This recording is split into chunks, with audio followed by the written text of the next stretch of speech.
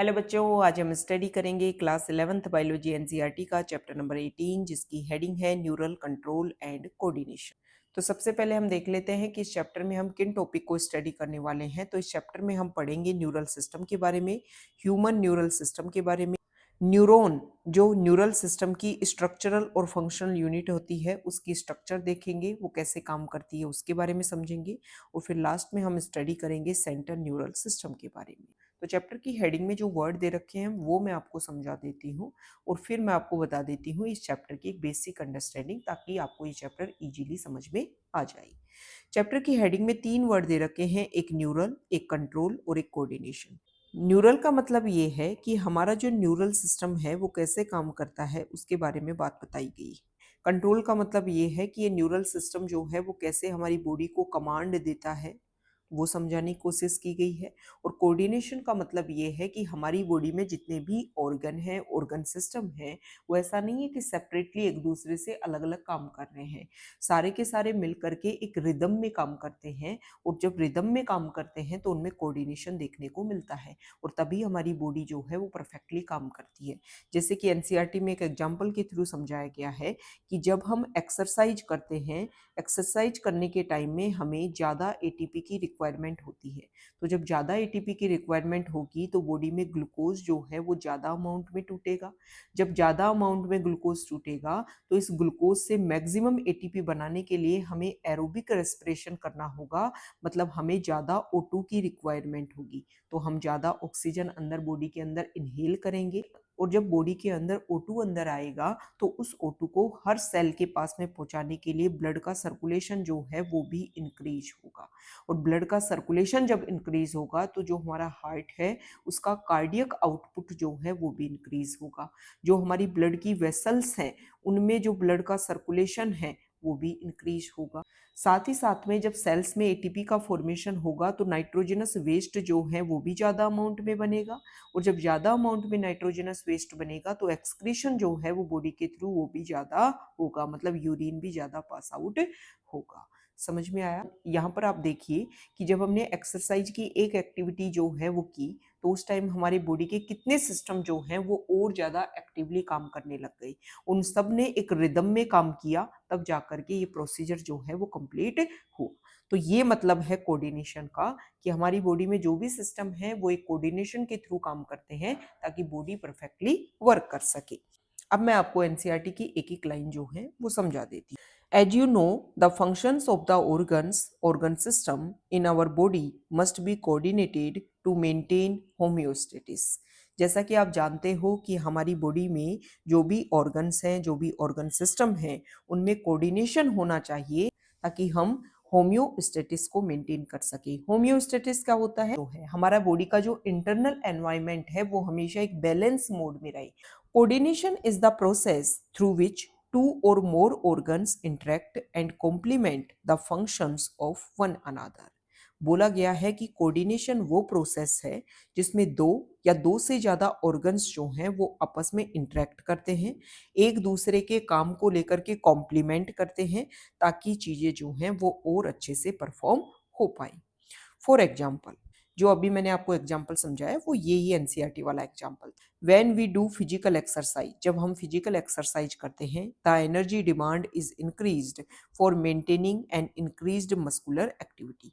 भाई हम हाथ पाँव को जो है वो मूव करते हैं तो उनके मूवमेंट के लिए हमें ज़्यादा एनर्जी की रिक्वायरमेंट होती है, तो उसको फुलफिल करने के लिए ज़्यादा एटीपी बनानी पड़ेगी। ज़्यादा एटीपी बनाने के लिए हमें एरोबिक रेस्पिरेशन करना पड़ेगा, तो ऑक्सीजन की रिक्वायरमेंट ज़्यादा होगी। The supply of oxygen is also increased. तो इस प्रोसीजर के टाइम में बॉडी में ऑक्सीजन जो है उसका सप्लाई इंक्रीज हो जाता है। The increased supply of oxygen necessitates an increase in the rate of respiration. Respiration क्या होता है? सेल में ग्लूकोज का ब्रेकडाउन, ताकि हम O2 का यूज करके उससे ज्यादा एटीपी बना सके। हार्ट बीट बढ़ जाएगी। Increased blood flow via blood vessels, और जो हमारी ब्लड वेसल्स है उनमें भी ब्लड का फ्लो इंक्रीज हो जाएगा। When physical exercise is stopped, the activities of nerves, lungs, heart and kidney gradually return to their normal condition. और जब हम फिजिकल एक्सरसाइज रोक देते हैं तो कुछ टाइम के बाद में जो हमारी नर्व्स है, जो हमारे लंग्स है, जो हमारा हार्ट है, किडनी है, वो धीरे धीरे अपनी नॉर्मल कंडीशन में आ जाते हैं। Thus, the function of muscles, lungs, heart, blood vessels, kidney, and other organs are coordinated while performing physical exercises. तो बोला गया है कि अगर आप देखिए कि जब हमने फिजिकल एक्सरसाइज की उस टाइम में हमारी बॉडी की muscles, lungs, heart, blood vessels, kidney और अदर ऑर्गन्स ने कैसे कोऑर्डिनेशन के थ्रू परफॉर्म किया। In our body, the neural system and the endocrine system jointly coordinate and integrate all the activities of the organs so that they function in a synchronized fashion. हमारी जो body है उसमें neural system और endocrine system जो है वो jointly coordination के through काम करते हैं ताकि हमारे जो भी ऑर्गन्स हैं उनकी एक्टिविटीज एक सिंक्रोनाइज्ड मैनर में हो सके। The neural system provides an organized network of point-to-point connection for a quick coordination. इस लाइन को समझने के लिए आप ये समझिए कि हमारी बॉडी को दो सिस्टम, एक न्यूरल सिस्टम और एक एंडोक्राइन सिस्टम जो है वो कंट्रोल करते हैं। एंडोक्राइन सिस्टम हमारी बॉडी में कुछ ऐसी ग्लैंड्स है जो सिक्रीट करती हैं हार्मोन, और इनका जो सिक्रेशन है वो ब्लड के थ्रू हमारी बॉडी में एक प्लेस से दूसरे प्लेस पर पहुंचता है। नर्वस सिस्टम जो है, मान लो कहीं पर किसी ने चिकोटी काटी और चिकोटी काटी तो उसकी इंफॉर्मेशन हमारे ब्रेन के पास में गई। अब ब्रेन ने रिजल्ट दिया कि या तो आप क्या करो, थप्पड़ मारो या फिर उस जगह से हट जाओ। ठीक है, तो ये इंफॉर्मेशन जो है वो ब्रेन ने फटाफट दी। एंडोक्राइन सिस्टम में स्लो प्रोसीजर होता है, लेकिन जब भी कोई चीज स्लो होगी तो उसका लॉन्ग लास्टिंग इफेक्ट देखने को मिलेगा, मतलब लंबे टाइम तक इफेक्ट देखने को मिलेगा। नर्वस सिस्टम में क्या होगा, जो भी प्रोसीजर हुआ उसमें फटाफट रिजल्ट आया, फास्टली इसमें रिजल्ट आता है, तो ये कम टाइम के लिए इसका इफेक्ट देखने को मिलता है। तो ये बोला गया है कि न्यूरल सिस्टम जो है वो क्विक कोऑर्डिनेशन जो है वो हमारी बॉडी में जनरेट करता है। The endocrine system provides chemical integration through hormones, और एंडोक्राइन सिस्टम जो है वो हार्मोन के थ्रू केमिकल इंटीग्रेशन हमारी बॉडी में करता है। In this chapter, you will learn about the neural system of human, mechanism of neural coordination like transmission of nerve impulse and impulse conduction across a synapse. इस chapter में हम human के neural system के बारे में पढ़ेंगे, neural coordination की mechanism कैसी होती है उसके बारे में पढ़ेंगे, नर्व इम्पल्स का ट्रांसमिशन कैसे होता है उसके बारे में पढ़ेंगे, और जो साइनेप्स होता है उसमें इम्पल्स का कंडक्शन कैसे होता है। सबसे पहले तो आप ये समझो कि न्यूरॉन क्या होता है। देखो बेटा, जो हमारा नर्वस सिस्टम होता है उसमें दो टाइप की सेल होती है। एक तो उसमें होता है न्यूरॉन। न्यूरॉन जो है वो हमारे नर्वस सिस्टम की स्ट्रक्चरल और फंक्शनल यूनिट है, और साथ ही साथ में इस न्यूरॉन को सपोर्ट करने के लिए कुछ एक्स्ट्रा में सेल्स होती हैं जिनको बोला जाता है न्यूरोग्लिया। दो टाइप की सेल हो गई नर्वस सिस्टम में। अब ये जो न्यूरॉन है इसकी स्ट्रक्चर अगर मैं आपको बना के दिखाऊं तो ऐसी स्ट्रक्चर होती है। न्यूरॉन में 3 पार्ट होते हैं इस तरीके से। ये न्यूरॉन का जो है ये डेंड्राइट वाला पार्ट हो गया, ये न्यूरॉन का जो है वो सेल बॉडी वाला पार्ट हो गया, और ये न्यूरॉन का एक्सोन वाला पार्ट हो गया, और ये एक्सोन की एंडिंग वाली पार्ट ये सिनेप्टिक नोब है, और इन सिनेप्टिक नोब में सिनेप्टिक वेसिकल्स भरी होती हैं, और उन सिनेप्टिक वेसिकल्स में न्यूरोट्रांसमीटर केमिकल जो हैं वो भरे होते हैं। धीरे धीरे हम इन चीज़ों को समझेंगे। तो अभी इस चैप्टर में बोला गया है कि हम ये न्यूरॉन जो है इसके स्ट्रक्चर को इस चैप्टर में समझेंगे, साथ ही साथ में दो न्यूरॉन, अब ये एक न्यूरॉन हो गया, ये एक न्यूरॉन हो गया, नेक्स्ट न्यूरॉन जो है वो ऐसे अरेंज होगा। तो दो न्यूरॉन के बीच का ये जो जंक्शन होता है इसको बेटा साइनेप्स बोलते हैं। लोकोमोशन और मूवमेंट वाले चैप्टर में हम ये पढ़ते हैं कि एक न्यूरॉन, न्यूरॉन का एंडिंग वाला पार्ट, जैसे मान लो ये न्यूरॉन है और लास्ट न्यूरॉन होगा, उसके बाद में जो है वो एक मसल जो है वो यहाँ पर ऐड होगी। अब एक न्यूरॉन और मसल के बीच का जो यहाँ पर ये जंक्शन है इसको बोलते हैं बेटा न्यूरोमस्कुलर जंक्शन। समझ में आया? क्या समझ में आया? दो न्यूरॉन के बीच का जो जंक्शन है, कनेक्शन है, उसको तो बोलते हैं साइनेप्स, और न्यूरॉन और मसल के बीच का जो जंक्शन है उसको बोलते हैं न्यूरोमस्कुलर जंक्शन। समझा दिया आपको? अब देखिए, अब बात की गई है न्यूरल सिस्टम के बारे में, जो अभी मैं आपको समझा रही थी, अब उसके बारे में बताया गया है। The neural system of all animals is composed of highly specialised cell called neurons. सभी जो एनिमल्स हैं उनमें जो न्यूरल सिस्टम होता है उनमें स्पेशलाइज्ड सेल्स, मतलब नॉर्मली सेल्स जो हैं वो इस तरीके की होती है। ये जो न्यूरॉन है ना, जो अभी मैंने आपको डायग्राम बना के दिखाया, ये पूरी एक सेल है, लेकिन ये थोड़ी सेल जो है वो मॉडिफिकेशन हो गई। क्यों हो गई? क्योंकि न्यूरॉन को इन्फॉर्मेशन पहुंचाना है, तो इसने अपने आप को इस तरीके से इलोंगेटेड फॉर्म में जो है वो कन्वर्ट कर लिया है। मतलब जैसी रिक्वायरमेंट थी उसके अकॉर्डिंग सेल ने अपने आप को मॉडिफाइड कर लिया है। तो एक न्यूरॉन जो है वो एक सेल है, लेकिन ये स्पेशलाइज्ड सेल है, नॉर्मल सेल जैसी सेल नहीं है। Which can detect, receive and transmit different kind of stimuli. अब सबसे पहले आप ये समझिए कि स्टिमुलाई क्या होता है। स्टिमुलाई का मतलब ये होता है कि कोई भी चीज जिसकी वजह से बॉडी में एक्टिवेशन हुआ और कोई रिस्पॉन्स देखने को मिला। जैसे कि घर में मैगी बन रही है, आपको कैसे पता चला कि मैगी बन रही है? वो जो फ्रेग्रेंस है वो आपने डिटेक्ट किया, माइंड ने प्रोसीजर किया और फिर उसका रिजल्ट दिया। कैसे पता चला? आपका जो नोज है उसमें ओल्फैक्टरी एपिथेलियम प्रेजेंट होता है। ओल्फैक्टरी एपिथेलियम के पास में वो फ्रेग्रेंस गई, वहां पर जो है उस रीजन में कोई ना कोई न्यूरॉन का कनेक्शन होगा। न्यूरॉन ने इन्फॉर्मेशन जो है वो एक न्यूरॉन से दूसरे न्यूरॉन के पास में इन्फॉर्मेशन जो है वो पहुंचाई, और ब्रेन के पास में, स्पाइनल कोड के पास में इंफॉर्मेशन गई। ब्रेन ने जो है वो इस इंफॉर्मेशन का प्रोसेसिंग किया और फिर उसने रिजल्ट दिया और बताया कि ये क्या है, ये मैगी की फ्रेग्रेंस है। अब ये काम जो है वो बहुत फास्ट होता है। ऐसे नहीं होता है कि नोज के पास में स्मेल आई, फिर नोज ने बोला क्या करना है भाई, अच्छा ब्रेन के पास भेजना है, अच्छा ब्रेन के पास चलो भाई जाओ। ब्रेन ने बोला अच्छा क्या रिजल्ट देना है, हाँ देख। ये प्रोसीजर जो है वो बहुत फास्ट होता है। अभी मैंने आपको समझाया कि दो सिस्टम बॉडी को कंट्रोल करते हैं, न्यूरल सिस्टम और एंडोक्राइन सिस्टम। न्यूरल सिस्टम का जो प्रोसीजर है वो बहुत फास्ट होता है, और जब फास्ट होता है, neural organisation is very simple in lower invertebrates. Animal kingdom जो है उनको हम 11 फाइलम में बांटते हैं। 11 फाइलम में जो 10 फाइलम है, फर्स्ट से 10 तक के जो फाइलम है वो होते हैं नॉन कोर्डेट्स, और जो 11 नंबर का फाइलम है वो है कोर्डेटा। कोर्डेटा फाइलम जो है उसको भी फिर हम 3 सब फाइलम में डिवाइड करते हैं, मतलब यूरोकोर्डेटा, सिफेलोकोर्डेटा और वर्टिब्रेटा। तो ये जो 10 फाइलम है, पोरीफेरा से और हेमिकोर्डेटा तक जो फाइलम है वो यूरोकोर्डेटा, सिफेलोकोर्डेटा, ये सब क्या है? ये नॉन वर्टिब्रेट्स हैं, क्योंकि ये जो लास्ट का जो सब फाइलम है कोर्डेटा का, ये ही वर्टिब्रेटा है। वर्टिब्रेटा का मतलब ये है कि जब एम्ब्रियोनिक लाइफ हो उस टाइम में जो नोटोकोड दिखाई दे रही है, ये नोटोकोड बाद में जाकर के अगर वर्टिब्रल कॉलम में चेंज हो जाती है उसको हम बोलेंगे वर्टिब्रेटा। ठीक है। ये जो लोअर इनवर्टिब्रेट्स है, मतलब ये जो 10 फाइलम और यूरोकोर्डेटा, सिफेलोकोर्डेटा, ये सब क्या है? इनवर्टिब्रेट्स हैं, लेकिन इनमें भी लोअर लेवल पर। मतलब पोरीफेरा में तो देखो कोई ऑर्गन जैसा कुछ टिश्यू ऑर्गन डेवलप ही नहीं हुआ, सिर्फ इस तरीके सेल्स जो हैं वो प्रेजेंट होती हैं। तो मतलब हाइड्रा जो आप मान लो, जैसे यहाँ पर एग्जांपल दे करके समझा रखा है, for example in hydra it is composed of a network of neurons. कि हाइड्रा में क्या होते हैं? सिर्फ न्यूरॉन्स जो हैं वो प्रेजेंट होते हैं, उन न्यूरॉन्स में आपस में कोऑर्डिनेशन होता है, जिसकी वजह से क्या बनता है? आपस में एक नेटवर्क बन जाता है, जिसकी वजह से इंफॉर्मेशन जो है वो जाती है। The neural system is better organised in insect. Insect मैं बताऊं तो ये आर्थ्रोपोडा फाइलम की बात कर रही है, जो सबसे लार्जेस्ट फाइलम होता है। और इसका एक एग्जांपल हम पढ़ते हैं बेटा, कॉकरोच। कॉकरोच को हम स्ट्रक्चरल ऑर्गेनाइजेशन इन एनिमल्स में पढ़ते हैं उस चैप्टर में।